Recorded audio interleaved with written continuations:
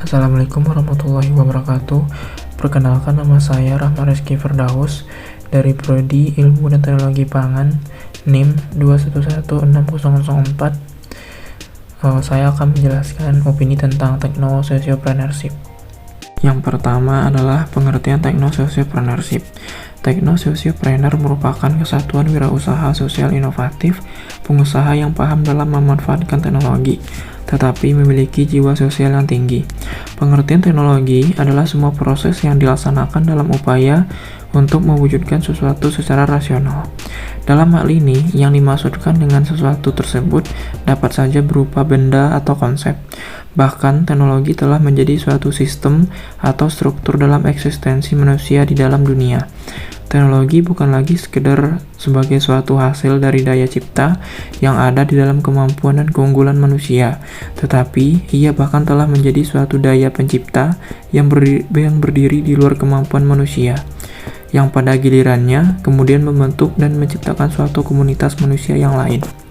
Hal ini sangat penting manfaatnya, yaitu menciptakan lapangan pekerjaan, meningkatkan pemberdayaan masyarakat lokal, perkembangan teknologi, dan perkembangan ekonomi. Selanjutnya yaitu technopreneur.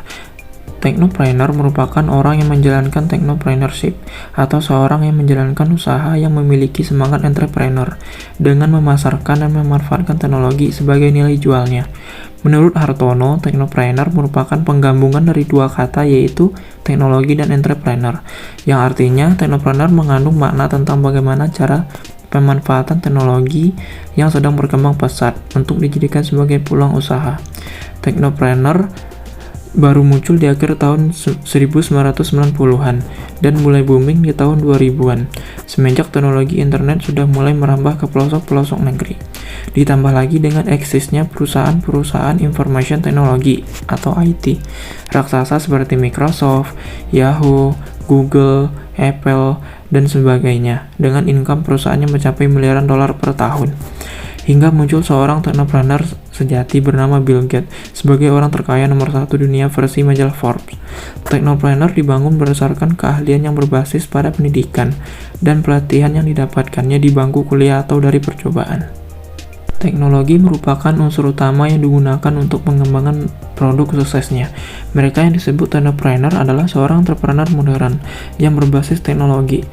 Technopreneurship bermanfaat dalam pengembangan industri besar dan juga dapat diarahkan untuk memberikan manfaat kepada masyarakat yang memiliki kemampuan ekonomi lemah untuk meningkatkan kualitas hidupnya sendiri. Technopreneurship dapat memberikan manfaat atau dampak baik secara ekonomi, sosial, maupun lingkungan. Dampaknya secara ekonomi adalah meningkatkan efisiensi dan produktivitas, meningkatkan pendapatan, menciptakan lapangan kerja baru, menggerakkan suatu sektor ekonomi yang lain. Selanjutnya yaitu sociopreneur. Sociopreneur ini adalah gabungan kata sosio dan preneur, yang artinya wirausaha berwawasan sosial.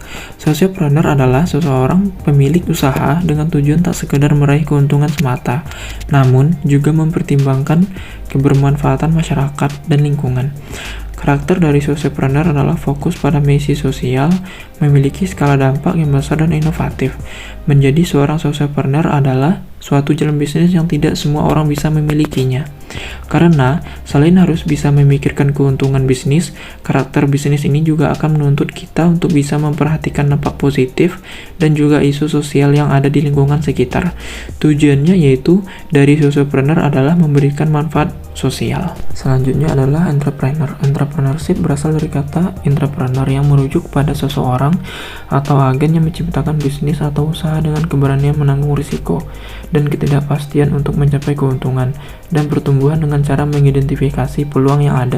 Entrepreneur merupakan proses dan pembentukan usaha baru yang melibatkan teknologi sebagai basisnya, dengan harapan bahwa penciptaan strategi dan inovasi yang tepat kelak bisa menempatkan teknologi sebagai salah satu faktor untuk pengembangan ekonomi nasional.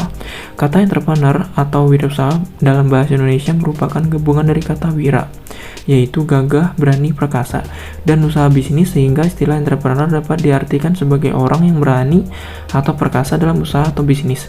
Entrepreneurship adalah proses dalam mengorganisasikan dan mengelola risiko untuk sebuah bisnis dengan mengidentifikasi dan mengevaluasi pasar, menemukan solusi-solusi untuk mengisi peluang pasar, mengelola sumber daya yang diperlukan, dan mengelola risiko yang berhubungan dengan bisnisnya. Manfaat techno-sociopreneurship. Manfaat dari segi sosial diantaranya adalah mampu membentuk budaya baru yang lebih produktif dan berkontribusi dalam memberikan solusi pada penyelesaian masalah-masalah sosial. Di Indonesia, pengembangan techno-sociopreneurship merupakan sinergi atau kolaborasi antara ketiga pilar, yakni akademisi, pebisnis, dan pemerintah. Peranan akademisi diharapkan dapat mengembangkan invensi atau inovasi baru dan mendiseminasikan pendidikan entrepreneur berbasis teknologi secara luas. Pada era perkembangan teknologi saat ini, seharusnya bisa mendorong kita untuk menciptakan inovasi dan penemuan baru yang memiliki nilai ekonomi.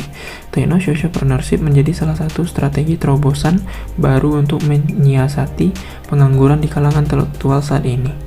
Yang merupakan kekuatan. Ada 4 jenis utilitas dasar, yaitu bentuk, waktu, tempat, dan utilitas kepemilikan. Fungsinya sendiri yaitu menciptakan utilitas waktu, tempat, dan kepemilikan dalam dunia bisnis saat ini. Istilahnya yaitu startup, menjadi istilah yang paling sering didengar terutama di kalangan dunia anak muda Indonesia. Istilah startup diberikan kepada perusahaan baru yang biasanya memiliki usia kurang dari 3 tahun. Kebanyakan perusahaan startup merupakan perusahaan rintisan yang masih baru dan masih dalam proses pencarian pasar yang tepat dalam pemasaran produknya. Oleh karena itu, sebagai usaha rintisan adalah hal yang wajar jika pengusaha startup terkadang mengalami kegagalan atau masih memiliki kekurangan pada produknya. Maka tidak salah jika sebagian orang menyebut perusahaan startup adalah perusahaan berbasis teknologi.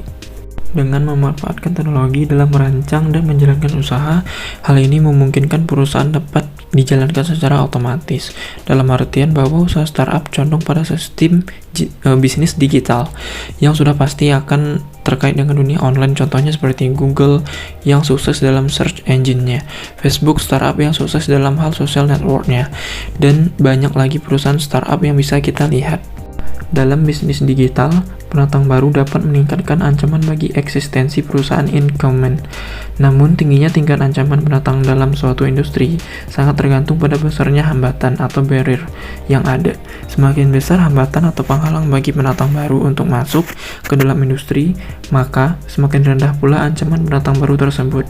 Begitupun sebaliknya, mudahnya pendatang baru untuk masuk karena rendahnya penghalang, maka dapat menyebabkan persaingan semakin ketat.